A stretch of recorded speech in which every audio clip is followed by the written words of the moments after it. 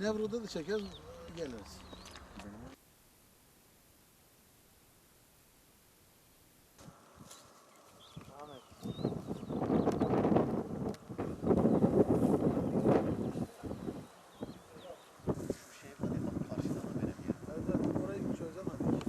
Tamam mı? Buranın hamam olduğunu söylüyordu ama biraz mantıksız. Hani burada hamam...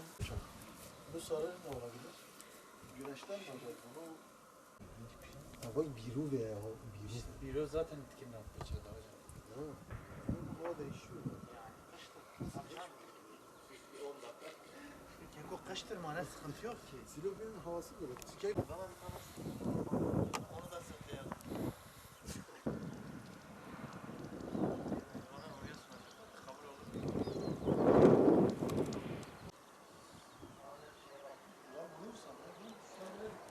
Evet, sen.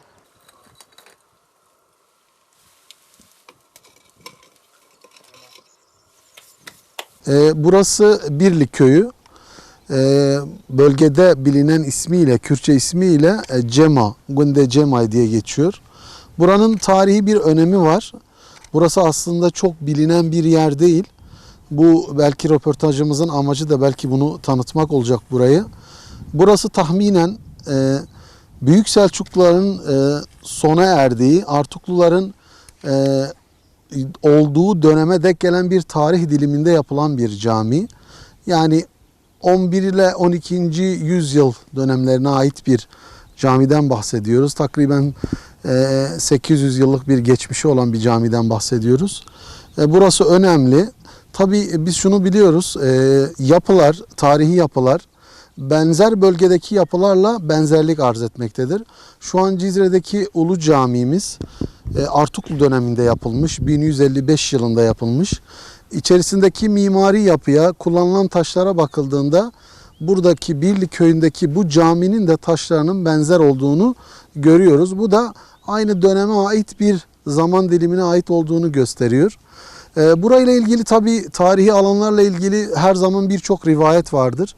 Şu an söyleyeceğim şeylerin belki tarihi kaynaklarda kesin bir belgesi olmayabilir ama yaşam, sosyoloji, tarih, kültür bazı gelenekleri, bazı mitolojileri, bazı rivayetleri doğurabiliyor.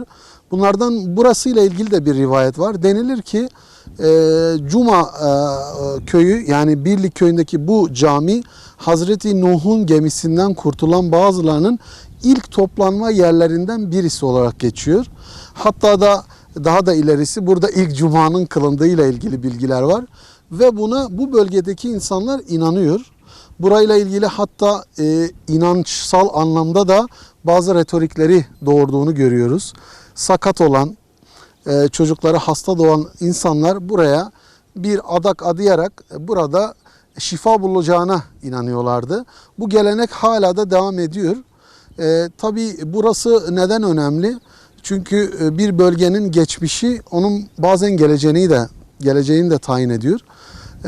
Turizm koridoru dediğimiz işte Mardin, Midyat, Cizre koridorunu aslında Silopi'den de bu koridora girecek turistik yerler olduğunu biliyoruz. Burası da o yerlerden birisidir diye düşünüyorum. Restorasyonla ilgili ne düşünüyorsun? Burada önemli olan şu, bu yapılar zamanla ayakta duramayacak hale gelebiliyor.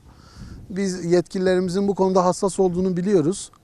Bu konuda biraz daha ellerini taşın altına koyarak burada bir restorasyon çalışması olsa, bir turizme kazandırılsa bu koridorların sayısının artacağını düşünüyorum. Burası Silopi'nin, bölgenin tanıtımı için ehemmiyet arz etmektedir. Biz de burayı yapması lazım. Eski eserdir. Bütün Türkiye'nin eserleri yapıyor. Niye bizim Güneydoğu'da eser olmuyorlar? Buranın adı neden Cemay? Gemi Cüde'de durduğu zaman buraya geldiler. Burada Cuma yaptılar.